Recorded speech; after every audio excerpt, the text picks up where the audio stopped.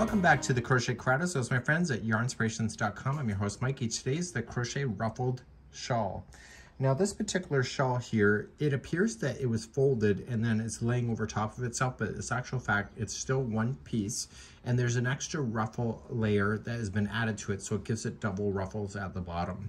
This is using Caron Cinnamon Roll cakes. There's a total of 3 cakes to do this with a 5mm size H crochet hook in order to play. You're going to notice on page number 3 that it's just essentially just double crochets that are working its way up.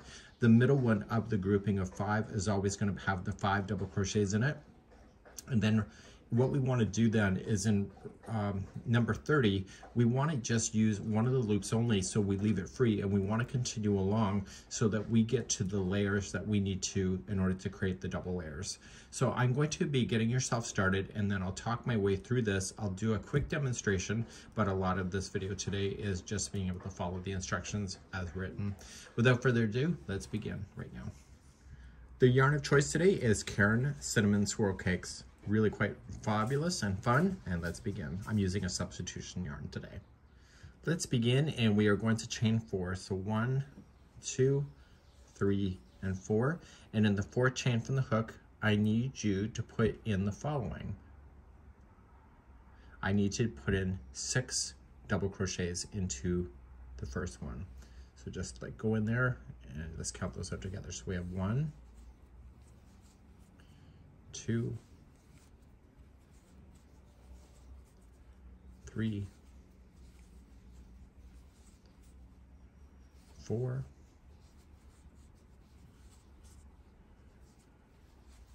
5, and 6. So with the chaining that we skipped over plus these 6, it gives you a total number of 7. If you went over top of the straggler, you should be able to cut that without any consequences to you and just get rid of it.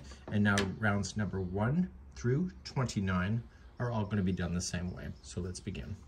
Whenever you start, you're going to chain 3, and you are going to place in a double crochet into the exact same stitch to allow it to grow out horizontally. And in this case, then the next 2 are going to be a double crochet each. So we have 1 and 2. Now the next one is going to be the point. So whenever you do a point, there's always going to be 5 double crochets in there. If you cannot tell the point when you're putting in the 5, put in a stitch marker on the 3rd one. So you're just going to put in 5. So you're going to say 1, 2, and 3. This would be considered the middle one. So if you wanted to put a stitch marker, you'd put it right there and then continue along 4 and 5. Coming down the other side now, there's going to be 2 in a row, so 2 double crochet. And on the turning chain, whenever you get there, there will always be the following. There will be 1 double crochet into the turning chain, first time, and then 1 more. So make sure you go into a turning chain, don't go into a space between, and it keeps it nice and solid just the way you see it. Let's begin row number 2, and let's review. So as I mentioned, all the way to 29 is the exact same way, so I'll show you one more time. So you're going to chain 3, that's your first double, and double crochet into the same one that that's coming out of. Now, you're going to just double crochet until you get to the 3rd one of the point. And if you marked it, you'll be able to see it, but you can probably see it if you don't mark it too. And let's be able to identify that. So we have 5 in the middle, so we have 1, 2, 3, 4, 5. So the 3rd one will always have 5 double crochets in them. Okay, so you're always looking for the middle one. So it's right here, and there will be a 5 double crochet there. So 1, 2, 3, 4, and 5. Once you're done with that one, you're just going to move down the other side and continue with 1 double crochet each. And on the turning chain, how many double crochets will you put in? Hopefully you said 2, and we'll get there in just a few moments. So rows number 2 right here, all the way to 29 are all the same. So there's going to be 2 into the turning chain. So I want you to do the same thing all the way to row number 29, and then on row number 30, that's when the game plan changes, and we're going to create a little bit of a loop in order for the ruffles to be able to attach to. I'm just going to do a few more rows, and I'll be right back in a moment. So let's just say I finished all the way to number 29. So row number 2 right here, this is the right side, and I'm an experienced crocheter that I know that, but row number 2 is your right side. So if you want to mark your right side, number 2 is the one to do it on. So when you go to start row number 30, you got to make sure that you're on the right side of the work, which is here. And in here, we're going to do the exact same thing that we already know, but this time when we go to start, we're going to chain 3 and double crochet. We're only going to use the back loop only. Okay, so what this is going to leave us is an existing loop to be on the front side. So we're now just going to use the back loops going all the way across. And so this will be where the secondary ruffle will attach to. And we need to do a few more rows once we are done here, just using the regular stitches, which you already know. So this row here, number 30, is about creating this loop that you will be using later on in the project. So when you get to the middle, you of course will put your 5 double crochet into the back loop of the middle one and continue all the way down. So start and finish exactly the same way, just use the back loops then for number 30. Then please do rows number 31 all the way to 34 with what you already know, and then we're going to start working with the first set of ruffles after that. So I've gone all the way across. This would be considered row number 30. So I want to do rows number 31, 32, 33, and 34, all just using the regular stitch work, which will appear like this.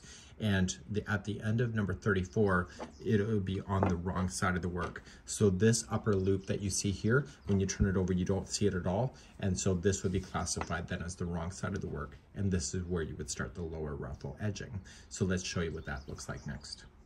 So now we would be considered here. So 34 is where we finished off. So what we want to do now is the rows number 35, we essentially after the first and the last one, there's going to be 2 double crochets in each, and this is going to cause it to ruffle. And so therefore you need to finish on the correct rows in order to get the stitch count to align properly. So that's not something that you can just easily adjust the size for this without having to factor in all this. So because my size that I have on camera is much smaller, chances are this ruffling will not work out because it's not the right count. But I will demonstrate number 35 just to be able to get yourself started on that. So looking at the wrong side, and I can tell by the loops here, these are on the right side, this should be several layers into the future before you get here, and you are going to chain 3 and put in 2 double crochet into the same one. So you're not using a back loop at all, just a regular stitch. Now this row is going to take you a while to get across, and so every stitch is going to get 2 double crochets in it, so it will start the ruffling. So that you don't have to worry about anything on the point, just continue to put 2 double crochets in each all the way across, and I will see you at the end of the row in a moment. So I'm coming near to the end and I'm putting 2 double crochet in each. You're going to notice is that the whole thing is starting to buckle, which is what we're looking for. Just remember the very last stitch, which I'm not there yet, has 3 double crochets in them. Okay, so it's a turning chain, has 3. So your stitch count should be the right count then to start the next part of the procedure of building up the ruffle. So you're going to see it's really kind of ruffling up. Let's begin the 36th row. Now because my stitch counts are not correct because I've done a miniature, I can show you how to start it and then we can talk about it. So you're going to start and you're going to chain a total of 3. That's your first double crochet. And then the next 3 stitches are regular double crochet. So we have 1, 2, and 3. Now the next 4 stitches, and they're around the post, these here are going to be a front post treble. So we wrap the hook twice and going in through the side to the side, and we make those as a front post treble. So what we're doing is we're establishing where the stitches are going to be, because in the future you're going to be able to see what the stitches are and exactly match what you see. So these 4 are going to be a front post treble, and then the next 4 that you will have will be in the regular stitch work. So just come on up And so the next 4 will be just a double crochet in the regular stitch. And this is going to make this jump and also create the ruffle. So once you get these 4 in, the next 4, okay, right here, are going to be a front post treble. And so you don't need to worry about the point, you just have to follow it around and just keep in the sequence of the 4s, either in as double crochet or as a front post treble. And you're going to do that all the way to the other side. And I will see you there in just a moment. Now I've come to the end, and I was already transparent with you that my counts will not work out because I've added a different layer. So I actually finished with some front post trebles at the end. It should look like the very beginning where it should be flat and then the front post trebles. So the last 4 stitches should be a regular double crochet. So in my case, it's wrong because of the sizing. So when I go to turn my work, and the reason for mentioning this is that you want to match exactly what you see.